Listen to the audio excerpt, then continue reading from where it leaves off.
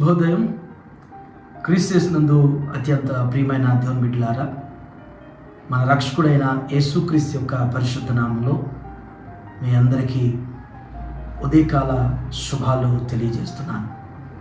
దేవుని యొక్క మహాకృపలో మనల్ని ప్రేమించి దేవుడు మరొక నూతనమైనటువంటి అరుణోదయాన్ని దేవుడు మనకు అనుగ్రహించున్నారు. అందును బట్టి మనం దేవునికి ఎంతగానో కృతజ్ఞమై ఉన్నాము. మన టీఎల్సీ డైలీ బ్రెడ్లో ఇదిన దేవుని యొక్క వాక్యాన్ని మనం జ్ఞాపకం చేసుకుందాం. ఆదికాండం 18వ అధ్యాయం 14వ వచనాన్ని చదువుకుందాం. యెహోవాకు అసాధ్యమైనది ఏదైనా ఉన్నదా?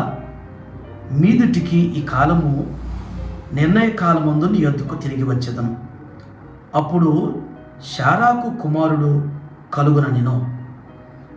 దేవుని బిడ్డలారా, దేవుడు ఈ ఉదయం నీకు నాకు జ్ఞాపకం చేస్తున్నటువంటి మాట ఏంటంటే, భక్తుడైనటువంటి అబ్రహామును గురించి దేవుడు మనతో మాట్లాడుతున్నాడు. దేవుడు అబ్రహామును పిలిచాడు. సమస్తాన్ని కూడా దేవుడు అబ్రహాముకు అనుగ్రహించాడు. కానీ అబ్రహాముకు సమస్తం కలిగి ఉన్నారు, కానీ అబ్రహాముకు లోటు ఒకటి ఉన్నది. అది బిడ్డలు లేకపోయినటువంటి లోటు. మరి ఆ పరిస్థితిలో యెహోవా దేవుని యొక్క దూత ద్వారా ఈ మాట జ్ఞాపకం చేయబడింది. యెహోవాకు అసాధ్యమైనది ఏదైనా ఉన్నదా అనేటువంటిది. నిజమే, దేవునికి అసాధ్యమైనది ఏదీ లేదు.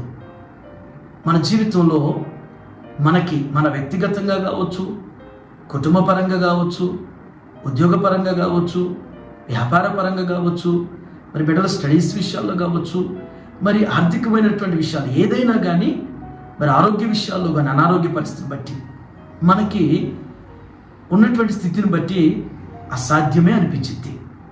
కానీ దేవునికి సమస్తము సాధ్యము. కాబట్టే మరి దూత జ్ఞాపకం చేసింది అబ్రహాముతో, యెహోవాకు అసాధ్యమైనది ఏదైనా ఉన్నదా? సమస్తము కూడా సాధ్యం చేసేటువంటి దేవుడు. అబ్రహాము జీవితంలో మరి 100వ సంవత్సరం వయసులో కుమారుడు ఇస్సాకును బహుమానంగా స్వాస్థ్యంగా కుమారుని ఇచ్చినట్లుగానే ఎండిపోయినటువంటి శారా గర్భం మరి ఇస్సాకును మోయగలిగినటువంటి రీతిలో ఆ గర్భాన్ని దేవుడు నిలిపిన విధంగా దేవుడు మన జీవితంలో కూడా అసాధ్యమైనటువంటివి కూడా మన పట్ల చేయగలరు. ఈ ఉదయం దేవుని బిడ్డలారా, మన జీవితంలో కూడా మనం అనుకుంటామేమో, ఇది జరగదేమో, ఇది అవదేమో, ఇది కాదేమో, ఎన్నో సంవత్సరాల నుంచి, ఎన్నో దినాల నుంచి, ఎంతో కాలం నుంచి నేను ప్రయత్నం చేస్తున్నాను, నేను పోరాడుతున్నాను, నేను ప్రయాసపడుతున్నాను అని చెప్పేసి అసంతృప్తి చెందుతున్నామేమో, లేకపోతే జీవితంలో ఇంకా జరగదులే అని చెప్పేసి విడిచిపెట్టేసి మర్చిపోతున్నామేమో. కానీ ఈ దినం దేవుని మీద భారం వేసి దేవుని వైపు నమ్మికతో అబ్రహాము గురించి మంచి మాట ఉండింది. అబ్రహాము నమ్మెను అనేటువంటి మాట ఉండింది. అది అతనికి నీతిగా ఎంచబడింది. నీవు నమ్మితే దేవుడు చేయగలుగుతాడు నా జీవితంలో. అది ఏదైనా, ఎలాంటి పరిస్థితి అయినా, ఏ పని విషయంలోనైనా దేవుడు మాత్రమే చేయగలుగుతాడు. దేవుడు మాత్రమే ఇవ్వగలుగుతాడు. దేవుడు మాత్రమే నా పరిస్థితుల్ని మార్చగలుగుతాడు. దేవుడు మాత్రమే నా కుటుంబ స్థితిని మార్చగలుగుతాడు. నా ఉద్యోగంలో నా దైనందినటువంటి పరిస్థితుల్ని మార్చగలిగినటువంటి వాడు దేవుడే అని అనుకుంటే ఖచ్చితంగా దేవుని పట్ల ఆయన కార్యం చేస్తాడు. ఆ విధంగా ఈ దినమంతట్లో కూడా మరి ప్రాముఖ్యంగా నీ ఉద్యోగంలో కావచ్చు, నీ వ్యక్తిగత జీవితంలో కావచ్చు, నీ కుటుంబంలో కావచ్చు, దేవుడు ఆ విధంగా అసాధ్యమైనవి కూడా సాధ్యపరిచే రీతిలో దేవుడు నీ పట్ల కనపరిచి మహిమ పొందనగాక. ఆమేన్. ప్రార్థన చేసుకున్నాం. ప్రేమ నమ్మకమైన మా ప్రియ పరలోకపు తండ్రి, మీకు వందనాలు.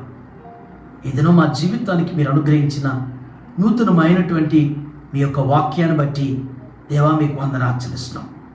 దేవా, మరి యెహోవా దేవుని యొక్క దూతగా నా తండ్రి అబ్రహాముతో జ్ఞాపకం చేసినట్లుగా దేవా, మీకు అసాధ్యమైనటువంటిది ఏదీ లేదు ప్రభు.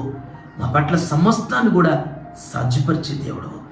మీ మాటతోనే సర్వాన్ని సుందరమైన సృష్టిగా చేసినటువంటి దేవుడు కాబట్టి నాయన మా జీవితాల్లో కూడా అట్టి కార్యాలు చేయగలిగినటువంటి సమర్థులు మీరై ఉన్నారు. ఆ విధంగా నమ్మకి ఉంచగలిగినటువంటి కృప మీ బిడ్డలకు అందరికీ దయచేయండి. దేవా, ఈ దినం నా తండ్రి బిడ్డలు చేయనటువంటి వారి పనుల్లో, వారి ప్రయాణాల్లో, వారి బాధ్యతల్లో సమస్తం మీరు తోడని నడిపించండి. వారు రాసేటువంటి నాయన బిడ్డలు రాసేటువంటి ఎగ్జామ్స్లో సహాయం చేయండి. వారు చేసే ప్రతి ప్రయత్నంలో కూడా అయ్యా మీ కృప వారికి తోడుగా ఉంచి నడిపించి మీ నిత్య సంతోష సమాధాన సమృద్ధిని మీ బిడ్డలకు దయచేయమని యేసునామములో ఈ ప్రార్థన మీకు సమర్పించినాను తండ్రి. ఆమేన్. God bless you.